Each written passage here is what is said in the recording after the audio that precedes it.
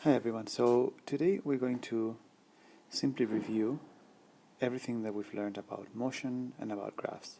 And the idea for this is simply to give you a little bit of an overview of what we did in class and what we found, and really a summary of the 3 laws that we learned. And remember that all those laws refer to graphs. So the first thing that you do every time that you look at a body that's moving or something like that, you just draw a graph, and everything that you need is in the graph. Okay, so our experiments usually look like this. We have some sort of motion sensor here. And the motion sensor, what it does is it bounces back the waves from the card that we have, and then it tells us how far the car is, and then if it also knows the time, it can tell us the speed, it can tell us a bunch of things. So anyway, here's our cart.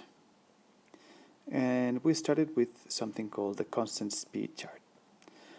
So we had a cart that was basically moving at a constant speed, which means that every second this thing was moving by exactly the same amount.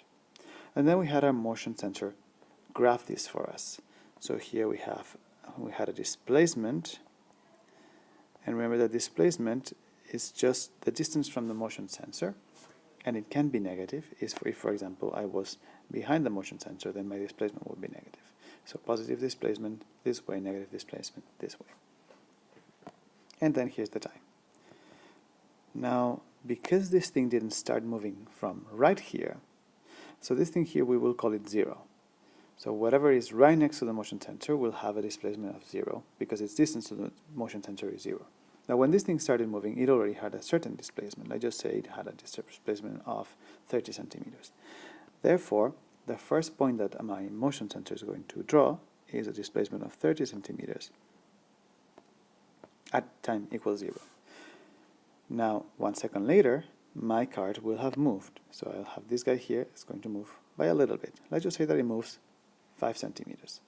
Okay, so after 1 second, so this is 1 second, 2 seconds, 3 seconds, and so on. Then if this was 30, that would be 35, that would be 40, 45, and so on. So after 1 second, my cart will now be 1 second and 35 centimeters. And after 2 seconds, then it will have moved yet again 5 centimeters. So now it will be here. And what we see is that our displacement time graph is a straight line. This point here tells us where our thing started to move, where our cart started to move. And this just tells us that the displacement is always going up by the same amount every second. What we also found is that if the cart goes faster, then it goes through more distance every second. So for example, instead of 5 centimeters, it could go 10. So it would be doing something first 30, then 40, then 50, and so on. So then it would have a higher gradient.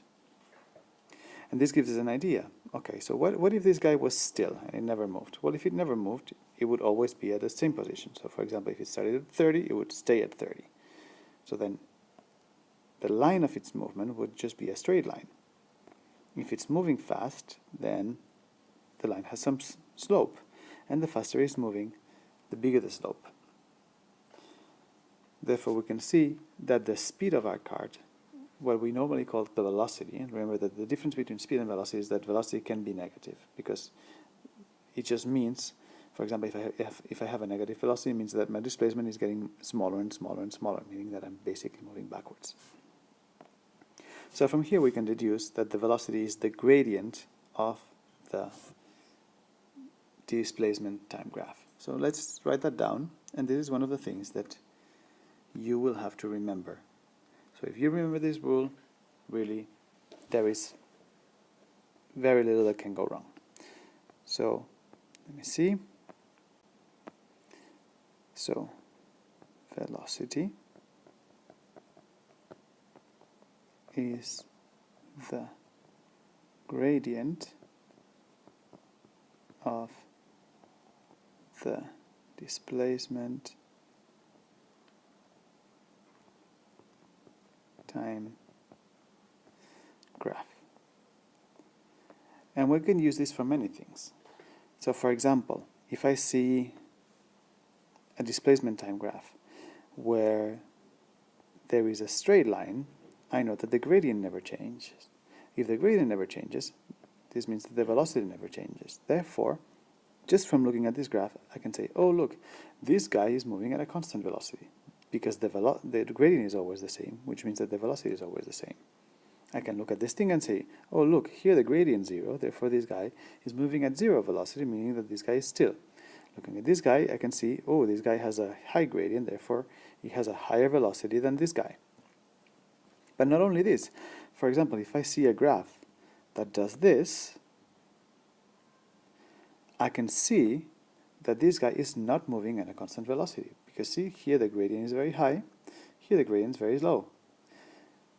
So anytime that I see a curve in my displacement time graph, it means that the gradient is not constant, therefore the velocity is not constant. And if the velocity is not constant, this means that there's acceleration.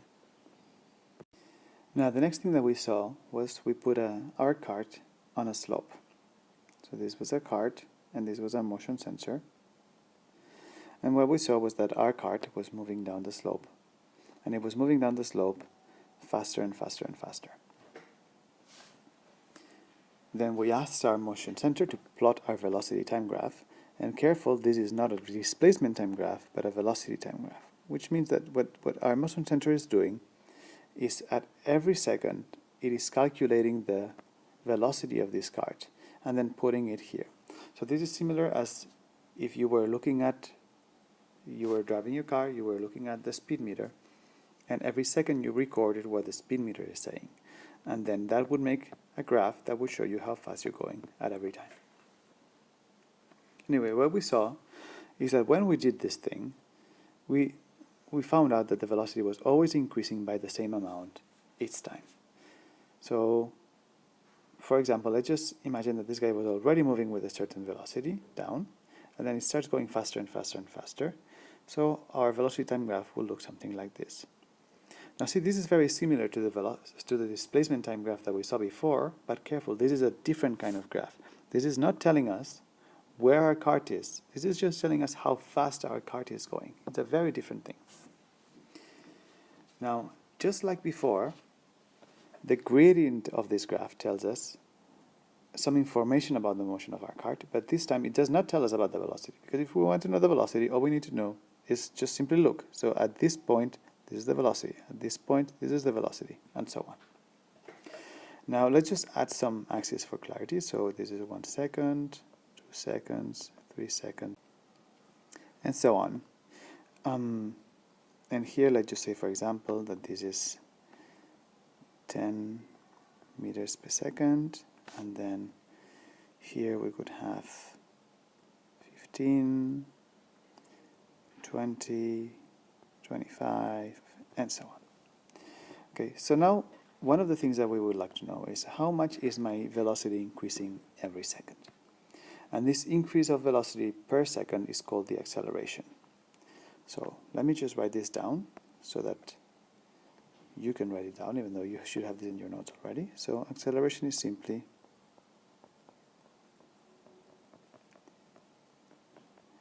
really, to be more precise, is the change in velocity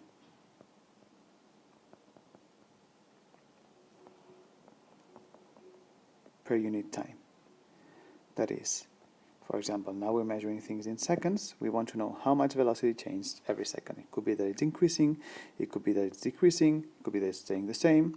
We want to know how much it changes every second. So here, for example, we start at 10 meters per second, and after 1 second, we can see that our velocity is now around 13 meters per second. So since after 1 second our velocity is 13 and it used to be 10, we see that the change is 3 meters per second.